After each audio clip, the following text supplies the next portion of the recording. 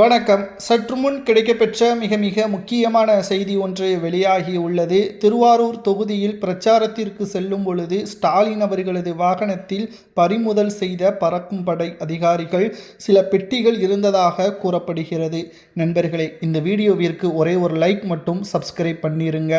5 ஆண்டுகள் திமுகவின் ஆட்சியில் மக்களுக்கு எந்த ஒரு நன்மையும் செய்யாத ஸ்டாலின் அவர்கள் மீண்டும் ஆட்சிக்கு வந்தால் 414 வாக்குறுதிகளை நிறைவேற்றுவேன் என்று கூறுகிறார். கிட்டத்தட்ட மக்களுக்கு நன்மை செய்திருந்தால் திமுகவை 2வது முறை ஆட்சிக்கு வந்திருக்கும்.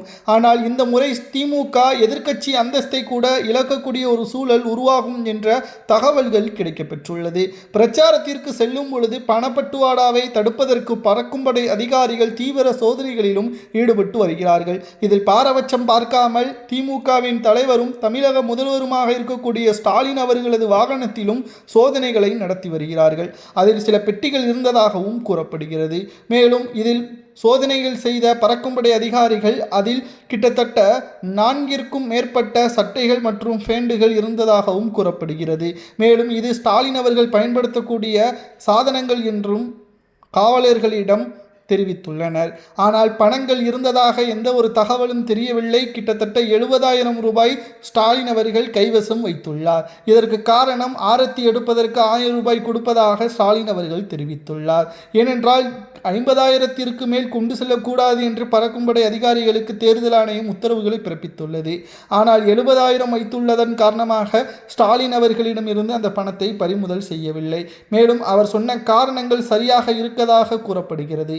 ஆனால் ஆரத்தி எடுப்பதற்கு எதற்காக 1000 முதல் 5000 வரை கொடுக்க வேண்டும்? ஒவ்வொரு தொகுதிகளிலும் பிரச்சாரத்திற்கு செல்லும் பொழுது 3 அல்லது 4 முறை ஆரத்தி எடுக்கப்படுவதாகவும் கூறப்படுகிறது. அது மட்டுமல்ல, இவர்களே பணத்தை கொடுத்து இவர்களே ஆரத்தி எடுக்க சொல்லுவது எந்த விதத்தில் நியாயம்? மக்களுக்கு நன்மை செய்திருந்தால் கூட்டமாக ஸ்டாலினை பார்க்க வருவார்கள். இங்குதான் அப்படி எந்த ஒரு நல்லதும் திமுக செய்யவில்லையே. அது மட்டுமல்ல, திமுகவில் இருக்கக்கூடிய எம்எல்ஏக்கள் பாதி பேர் தற்பொழுது மீண்டும் வாய்ப்புகள் வழங்கப்படாத காரணத்தினால் தாவேகாவின் பக்கமும் அதிமுகவின் பக்கமும் சென்று வருகிறார்கள். 2026 சட்டசபை தேர்தலில் திமுக தோல்வியடைந்த பிறகு உதயநிதி அவர்கள் இருந்த இடம் தெரியாமல் மாறுவார். குடும்பத்தில் கட்டுப்பாட்டில் இருக்கக்கூடிய திமுக அடுத்த கட்ட தேர்தலில் நிச்சயம் திமுக 4 அணியாக பிரியும் என்றும் கூறப்படுகிறது. மேலும் தஞ்சாவூர் மாவட்டம் சாலிகிராமத்தில் முதலமைச்சர் மு.க. ஸ்டாலின் பிரச்சார வேளையிலும் தேர்தல் பறக்கும்படை சோதனை செய்தார்கள். அடுத்து திருவாரூரிலும் ஸ்டாலின் அவர்களது வாகனத்தில் சோதனைகள் செய்தார்கள். அப்பொழுது அந்த ஒரு பெட்டி இல்லை என்றும் கூறப்படுகிறது. முதலில் தஞ்சாவூரில் சோதனைகள் செய்யும் பொழுது 2 பெட்டிகள் இருந்தது. திருவாரூரில் சோதனை செய்யும் பொழுது ஒரு பெட்டி இருந்ததால் அதிர்ச்சியில் இருக்கிறார்கள் பறக்கும்படை அதிகாரிகள்.